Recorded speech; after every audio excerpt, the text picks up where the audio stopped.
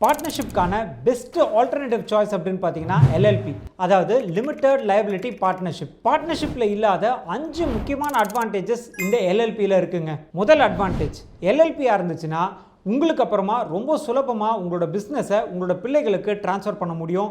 இது பார்ட்னர்ஷிப்பில் முடியாது. Number 2, business loss ஆகும் பொழுது எல்எல்பியாக இருந்துச்சு அப்படின்னா எல்எல்பியில் இருக்கக்கூடிய பார்ட்னர்ஸோடைய பர்சனல் அசட்ஸ்க்கு எந்தவித பாதிப்பும் கிடையாதுங்க.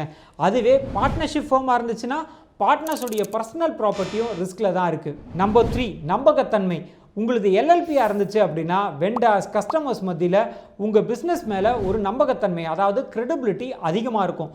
அதுவே பார்ட்னர்ஷிப்பாக இருந்ததுன்னா அந்த நம்பகத்தன்மை அப்படின்றது குறைவாக தாங்க இருக்கும். நம்பர் 4, உங்களோட பிஸ்னஸ் எல்எல்பியாக இருந்துச்சுன்னா நீங்கள் கம்பெனி பேர்லேயே ப்ராப்பர்ட்டிஸ் வாங்க முடியும். அதுவே பார்ட்னர்ஷிப் ஃபார்மாக இருந்துச்சுன்னா கம்பெனி பேரில் ப்ராப்பர்ட்டிஸ் வாங்க முடியாதுங்க. நம்பர் 5, கோர்ட் கேஸுங்க. ஒரு பார்ட்னர்ஷிப் ஃபார்மாக இருந்துச்சுன்னா பார்ட்னர்ஸ்க்கு இடையில பிரச்சனை வந்தாலும் அவங்க கோர்ட்டுக்கு போக முடியாது. வேறஸ் எல்எல்பியாக இருந்துச்சுன்னா பார்ட்னர்ஸ்க்கு இடையில ஏதாவது பிரச்சனைகள் வந்தாலும் கோர்ட்டுக்கு போய் சுலபமாக அதை தீர்த்துக்க முடியும். இந்த 5 காரணம் போராதுங்களா உங்கள் பிஸ்னஸை பார்ட்னர்ஷிப்பை விட்டுட்டு எல்எல்பியாக கன்வெர்ட் பண்ணுறதுக்கு?